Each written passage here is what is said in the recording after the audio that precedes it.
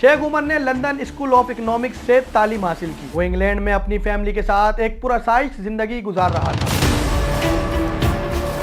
इनका नाम 1999 में उस वक्त सामने आया जब भारत के एक शहर से फ़्लाइट 814 जो है वो किडनैप की गई।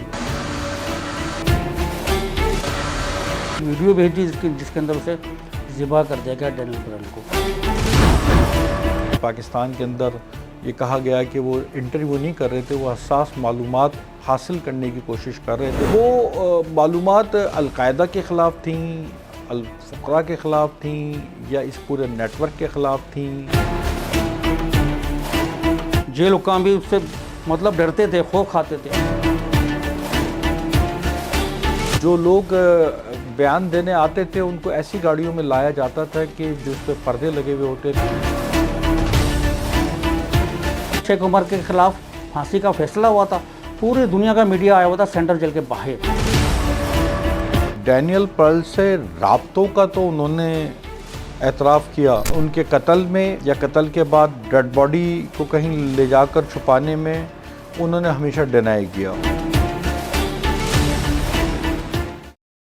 साल 2002 जब सेंट्रल जेल हैदराबाद आलमी मीडिया की तवज्जो का मरकज़ बना हुआ था। जेल में एक ऐसा शख्स मौजूद था जिसको आज़ाद कराने के लिए इसके साथियों ने जेल पर हमला करने का भी मंसूबा बना रखा था। जेल की सिक्योरिटी पर तैनात अफसरान और अहलकारों की नींदें उड़ी हुई थी। दुनिया भर की इंटेलिजेंस एजेंसियां इस केस को बारीक बीनी से फॉलो कर रही थीं और पाकिस्तानी मीडिया समेत आलमी मीडिया इस केस की हर पहलू से कवरेज कर रहा था। आखिर सेंट्रल जेल हैदराबाद में था कौन? सेंट्रल जेल हैदराबाद में अहमद उमर सईद शेख अल-मारूफ शेख उमर कैद था, जिस पर इल्ज़ाम था कि इसने मारूफ अमरीकी सहाफ़ी को अगवा किया, बेदर्दी से गला काटा और वीडियो बनाकर अमरीकी हुक्काम को भेजी। कत्ल होने वाला सहाफ़ी अमरीकी अखबार वॉल स्ट्रीट जर्नल का खित्ते का ब्यूरो चीफ था। शेख उमर ने क्या वाकई ऐसे किया था? अगर किया था तो आखिर क्या वजह थी? इसका ताल्लुक कौन से गिरोह से था? शेख उमर की गिरफ्तारी कब और कैसे हुई? यह सेंट्रल जेल में कब तक रहा और अब शेख उमर कहाँ है? जानते हैं इस स्टोरी में। इनका नाम 1999 में उस वक्त सामने आया जब भारत के एक शहर से फ़्लाइट 814 जो है वो किडनैप की गई। कंधार के अंदर वो तैयारा दुबई से पहुंचा तो यहाँ पर मुज़ाकरात हुए और इस वक्त जो इंडिया के अंदर बहुत मशहूर मारूफ दो चार करैक्टर हैं, वो उस ज़माने के अंदर मुज़ाकरात के लिए पहुँचे और उन्होंने मुज़ाकरात करके 3 इन अफराद को रिहा कराया, जिसमें पहला नाम अहमद उमर सईद शेख का था और उसके बाद वो एक तरीके से गुमनाह हो गए। फिर ये दोबारा नाम सामने आता है फरवरी 2002 के अंदर, जब ये मालूम हुआ कि 23 जनवरी 2002 को अमेरिकन जर्नलिस्ट जिनका नाम डैनियल पर्ल है, वो कराची से आते हैं और कराची से आके वो अचानक लापता हो जाते हैं और जिसके बाद तहकीकाती इदारे जो है उनकी तलाश शुरू करते हैं। इस तलाश के दौरान शायद वो 12 फरवरी 2002 का दिन था कि जब ये ख़बर आई कि लाहौर में एक जगह कार्रवाई करके हसास इदारों ने एक शख्स को, एक नौजवान को गिरफ़्तार किया है जिसको तहकीकात के लिए कराची मुंतकिल किया जा रहा है। जब कराची लाया गया तो मालूम हुआ कि वो नौजवान जो हैं वो अहमद उमर सईद शेख थे। शेख उमर एक जहादी था और शेख उमर की पैदाइश भी लंदन की थी।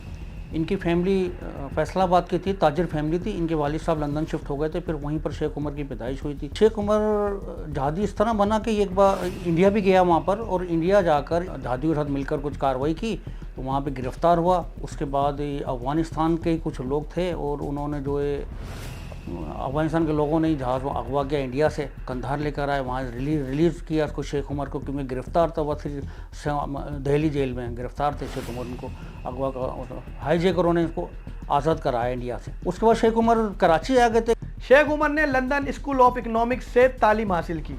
वो इंग्लैंड में अपनी फैमिली के साथ एक पुरअसाइश ज़िंदगी गुजार रहा था।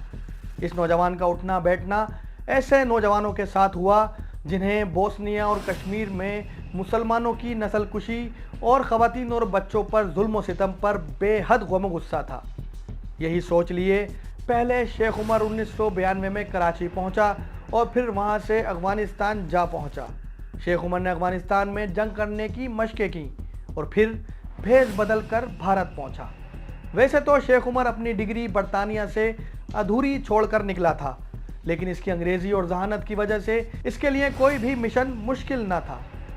और उन पर इल्ज़ाम था कि एक अमेरिकन जर्नलिस्ट जो उस वक्त रीजनल ब्यूरो चीफ मुकर्रर थे न्यू दिल्ली के अंदर वॉल स्ट्रीट जर्नल के, उनको लापता किया गया है। उन्हें गिरफ्तार करके तहकीकाती इदारे तहकीकात कर रहे थे कि इस दौरान में एक वीडियो जो है वो अमेरिकन सफारत खाने को मिली और अमरीकी सफारत खाने के ज़रिए ही ये बात पता पड़ी कि उसके अंदर अमरीकी सहाफ़ी डैनियल पर्ल को मुल्क का जो उस वक्त और आज का भी जो मकबूल तरीन रोज़नामा था डॉन, उसके एक पेज के साथ बैठा हुआ दिखाया गया था, जिसके ज़रिए बताया जा रहा था कि आज की तारीख़ तक ये डैनियल पर्ल जो है वो ज़िंदा है। और उसके बाद एक उन्होंने मुतालबात अपने रखे थे, लेकिन मुतालबात तस्लीम ना किए जाने और डेडलाइन गुजरने के बाद वीडियो में देखा जा सकता था कि उनको किस तरह वहाँ पर बहुत ही बहरमाना किस्म के अंदाज में उनको कत्ल कर दिया गया। कराची के अंदर डैनियल पर्ल जो है अमेरिका के बहुत बड़े अखबार हैं वॉल स्ट्रीट जर्नल, उसके वो चीफ थे एशिया के। वो कराची आए थे, जहादियों पर स्टोरी करना चाह रहे थे। उनके साथ एक प्रॉब्लम ये था कि वो जहादियों से बातचीत करना चाहते थे, लेकिन जहादियों को अंग्रेज़ी आती नहीं थी, तो इसीलिए उनको शेख उमर की मदद दरकार हुई। उन्होंने शेख उमर से रब्ता किया और शेख उमर ने खुद ब खुद इनको अपने जाल में फंसा लिया। शेख उमर से रब्ते में रहे। शेख उमर ने इनको होटल अवारी के करीब इन्हें बुलवाया, एक विलेज होटल था पुराना, वहाँ पर उन्होंने उसको अगवा कर लिया। अगवा करने के बाद उन्होंने इसकी तस्वीरें भेजी अमेरिकन एम्बेसी को। एक तस्वीर ऐसी भी थी डैनियल पर्ल की जिस पर डॉन अखबार बाकायदा उसके सामने रखा हुआ था डैनियल पर्ल के, उसके ऊपर डेट आ रही थी, किस किस तीनों तस्वीर बनाई गई है। 21 साल की उम्र में शेख उमर को भारत में सयाहों को अगवा करने के इल्ज़ाम में गिरफ्तार किया गया। 1999 तक शेख उमर को भारतीय जेल में कैद रखा गया और फिर इसके साथियों ने भारतीय तैयारा हाईजैक किया और कंधार ले गए। तैयारे के मुसाफिरों के बदले शेख उमर को भारतीय कैद से रिहाई मिली और ठीक 3 साल बाद शेख उमर ने एक अहम मिशन पर काम किया और इस मिशन का नाम था जर्नलिस्ट डैनियल पर्ल। हुकूमत ने उस वक्त एक फ़ैसला ये किया कि अप्रैल के अंदर इस मुकदमे को हैदराबाद सेंट्रल जेल मुंतकिल कर दिया और अप्रैल से लेकर जुलाई तक ये मुकदमा हैदराबाद सेंट्रल जेल के अंदर ज़ेर समाअत रहा। सैयद अली अशरफ शाह जो थे वो उस वक्त जज थे, उन्होंने इसकी समाअत की और 3-3.5 महीने के अंदर उन्होंने बहुत सारे लोगों के इसके अंदर बयानात कलमबंद किए, एविडेंस देके हुकूमत पाकिस्तान की जानिब से एविडेंस फराहम किए गए। हुकूमत अमेरिका के बहुत सारे वो एजेंट जिन्होंने आके हैदराबाद कराची के अंदर तहकीकात की थी वो इसमें पेश हुए। इस मौके पर हैदराबाद सेंट्रल जेल के अंदर बहुत सख्त हिफाजती इक़दाम किए जाते थे। जो लोग बयान देने आते थे उनको ऐसी गाड़ियों में लाया जाता था कि जो इस पर पर्दे लगे हुए होते थे। इवन ये कि जो जज साहब जिस गाड़ी में नकलो हरकत करते थे उसमें भी एक ऑर्डर के तहत पर्दे लगा दिए गए थे ताकि किसी को नहीं दिखे कि कौन आ रहा है और कौन जा रहा है। ना सिर्फ हैदराबाद कराची बल्कि लाहौर और इस्लामाबाद के जर्नलिस्ट वो भी हैदराबाद आके मुकीम हो गए थे और रोज़ाना की बुनियाद के ऊपर यहाँ पर समाअत होती थी। उसके अंदर रोज़ाना वो वकला पेश होते थे और समाअत के अख्ताम के बाद वो सेंट्रल जेल के अंदर बाहर आके सेंट्रल जेल के अहाते के अंदर ही जो वहाँ सहाफ़ी होते थे, इंटरनेशनल मीडिया पूरा होता था, मुल्की मीडिया होता था, रीजनल मीडिया होता था। उस ज़माने में सोशल मीडिया नहीं था, वरना तो शायद 200-250 सोशल मीडिया से वाबस्ता लोग भी होते। उनको ब्रीफिंग देते थे कि आज किस किस्म का मुकदमा चला, आज कौन से बयानात कलमबंद हुए, आज क्या कार्रवाई रही। वीडियो भेजी जिसके अंदर उसे ज़िबा कर दिया गया डैनियल पर्ल को। उसके बाद जो है पुलिस ने कार्रवाइयाँ शुरू की गिरफ्तारियों के लिए। पहुँचते नेटवर्क के ज़रिए जिस तरह से ये खतूत आते थे एम्बेसी के अंदर या कॉल होती थी, ईमेल्स होते थे, उसके ज़रिए वो पहुँच गए नेटवर्क तक। पता ये लगा कि इसके पीछे शेख उमर थे। उसके बाद उन्होंने शेख उमर की गिरफ़्तारी के लिए हाई प्रोफाइल काम शुरू किया पूरे मुल्क के अंदर। उस पता ये किया कि शेख उमर के वो मामू जो हैं वो सेशन जज हैं लाहौर में, उनसे रब्ता किया गया तो उन्होंने उसकी गिरफ़्तारी अमल में कराई। उसके बाद कराची में लाए, कराची से फिर हैदराबाद लेकर आए, हैदराबाद भी लेकर सेंट्रल जेल में लाए। इतने हाई प्रोफाइल शेख उमर थे कि उससे जेल हुक्काम भी उससे मतलब डरते थे, खौफ खाते थे। वॉल स्ट्रीट जर्नल अखबार में डैनियल पर्ल बतौर इन्वेस्टिगेशन जर्नलिस्ट जहादियों पर रिपोर्टिंग के खास असाइनमेंट पर पाकिस्तान पहुंचा। पर्ल और शेख उमर की पहली मुलाकात जनवरी 2002 रावलपिंडी के एक होटल में हुई, जहां पर्ल ने शेख उमर से दरख्वास्त की कि इसे जहादियों का इंटरव्यू करवाए। पर्ल को शेख उमर ने अपने जाल में फंसाया और कुछ रोज बाद ईमेल करके कराची बुला लिया और यूं डेनियल पर्ल शेख उमर और इसके साथियों के हाथों अगवा हो गया। लेकिन मामला सिर्फ ये नहीं है कि ये एक कत्ल केस था, एक गैर मुल्की सहाफ़ी का कत्ल था। इसका पस मंज़र बहुत तवील है। इसका पस मंज़र ये है कि रीजन के अंदर उस वक्त अमेरिका की एक बार फिर जिसे कहते हैं ना कि भरपूर अंदाज में एंट्री हो रही थी। 9/11 का वाक़या हो चुका था। 9/11 के वाक़े के बाद अमेरिका की जानिब से इसकी तमाम तर ज़िम्मेदारी जो है वो अलकायदा पे आयद हो चुकी थी और पूरी अलकायदा अपनी क़यादत समेत अफ़गानिस्तान में मौजूद थी। अमेरिका अलकायदा पर हमला करने के लिए अफ़गानिस्तान के ऊपर हमला करना चाह रहा था और अमेरिकी लोग जो है वो पाकिस्तानी जो इस वक्त हुक्काम यहाँ मौजूद थे उन्हें दिन रात टेलीफोन करके डू मोर का मुतालबा कर रहे थे और उस डू मोर के मुतालबे के तहत ही पाकिस्तान के मुख्तलिफ एयरपोर्ट्स अमेरिका के हवाले किए जा रहे थे। तो ये एक इंटरनेशनल इसका पस मंज़र था। ऐसे के अंदर एक सहाफ़ी वो पाकिस्तान में क्या कर रहा था जो न्यू दिल्ली के अंदर तैनात था। ये बात भी जो है तहकीकात के दौरान जो है वकला की बहस में रही कि डैनियल पर्ल का कराची में क्या काम था। तो मालूम ये हुआ कि 9/11 के वाक़े के बाद दिसंबर 2001 के अंदर एक पेरिस से एक मियामी जाने वाली एक फ़्लाइट के अंदर एक नौजवान था बरतानवी नज़ाद रिचर्ड रेड ने जूतों के अंदर धमाका खेज़ मवाद रख के धमाका करने की कोशिश की थी, जो गिरफ़्तार हुआ और वो तहकीकाती इदारों के पास चला गया था। और वहाँ ये मालूम हुआ कि ये जो नौजवान गिरफ़्तार हुआ है ये एक तंजीमुल फ़क़रा नाम की एक तंजीम है जो जैसे अमेरिका ने जिस पे पाबंदी लगाई थी, तो उसके सरबराह हैं वो पाकिस्तानी नज़ाद थे मुबारक। तो जो मुबारक गिलानी जो थे बहुत मोस्ट वांटेड हो गए थे। डैनियल पर्ल का टास्क जो था वो ये था, जो तहकीकाती इदारों का बात सामने आई थी कि डैनियल पर्ल को मुबारक गिलानी से मुलाकात करके उनसे गुफ्तगू करनी थी। ये तकरीबन हेयरिंग जो है पेशी तकरीबन 1 से 1.5 माह चलती रही और रोज़ाना हम लोग सुबह पहुंच जाते थे। कराची का मीडिया भी आता था वहाँ पे सेंट्रल जेल के बाहर। एक बार ये हुआ कि FBI वालों को गवाही के लिए लाया जा रहा था और इतना खुफिया लेकर आ रहे थे। उनकी जो ग्लासेस जो थे ब्लैक थे गाड़ी के, पता नहीं लग रहा था अंदर कौन बैठा हुआ है, कितने लोग बैठे हुए हैं। तो मैं रॉयटर्स के लिए काम करता था, तो मैंने कोशिश की, मेरे पास जूम लेंस था 400 का। तो मैं गया सेंट्रल जेल के बाहर एक ऊंची बिल्डिंग के ऊपर मैं खड़ा हो गया, छुपकर खड़ा हुआ। वहाँ पे ईंटों के दरमियान मैंने एक जगह कैमरा मैंने लगाया, अपना लेंस बाहर आ सकता था उससे। तो वहाँ मैंने वेट किया, तकरीबन 2-3 घंटे मैंने इंतज़ार किया। FBI की टीम सेंट्रल जेल के अंदर आई, मेन गेट के अंदर जैसे ही गाड़ी से उतरते वो एक लम्हा था शॉट बनने का। उसके बाद उनको अंदर जाना था गाड़ी से उतर के, वो मैंने अपने उसके शॉट बना लिए। उसके बाद वो तस्वीरें पूरी दुनिया में दूसरे दिन छप गई और पुलिस के अंदर खलबली मच गई कि ये तस्वीर बनी कहाँ से, हमने इतनी सिक्योरिटी की हुई थी, अगर जहाँ से तस्वीर बनी है वहाँ से गोली भी आ सकती थी। उन्होंने बाकायदा दरख्तों के ऊपर चढ़ के छानबीन की, पत्तों के बीच में से यहाँ पे बंदा आया कैसे, ये बनी कहाँ से वो। उसके बाद जो उन्होंने बड़ी कोशिश करने के बाद मुझ तक कुछ लोग आए मालूमात की, तो मैंने कहा मैं जेल में नहीं था, मैंने बाहर से बनाई थी। बहुत सारी इमारतें जेल के बाहर हैं जहाँ से मैंने काम किया था। डैनियल पर्ल को अगवा करने के बाद अमरीकी हुक्काम को इसकी डॉन अखबार के साथ तस्वीर अरसाल की गई और मुतालबा किया गया कि अमरीकी जेल ग्वांतानामो बे से कैदियों को रिहा किया जाए, बसूरत दीगर डैनियल पर्ल को कत्ल किया जाएगा। इन्होंने ये भी मुतालबा किया कि अमेरिका की जानिब से पाकिस्तान को F-16 लड़ाका तैयारों की सप्लाई भी बहाल की जाए। डैनियल पर्ल से मुतालिक ये मैं आपको बता दूं कि वो उनका पस मंज़र ये है कि वो अमरीकी यहूदी थे। उनकी वालदा जो हैं वो इराकी यहूदी थी, वालिद जो है अमरीकी यहूदी थे, वो वहाँ मुकीम थे, इसराइल उनका आना जाना था। और यही बात जो है उनके लिए जो है एक जुर्म बन गई थी। उनको ले जाया गया, उनको अगवा किया गया और उसके बाद उनकी डेड बॉडी मिली। मई 2002 के अंदर जो मुझे याद आता है वो इस तरह है कि कराची के कब्रिस्तान से एक डेड बॉडी मिली थी और उस डेड बॉडी के मुताल्लिक ये ख़दशा था कि शायद ये डैनियल पर्ल की है। और जब उसका डीएनए कराया गया, जिसके लिए डैनियल पर्ल के ख़ानदान के लोग भी पाकिस्तान आए थे, तो उस डीएनए से साबित हुआ कि बॉडी डैनियल पर्ल की थी। पाकिस्तान के अंदर ये कहा गया कि वो इंटरव्यू नहीं कर रहे थे, वो हसास मालूमात हासिल करने की कोशिश कर रहे थे, जिसकी बुनियाद पर उनको मंज़र आम से हटाया गया।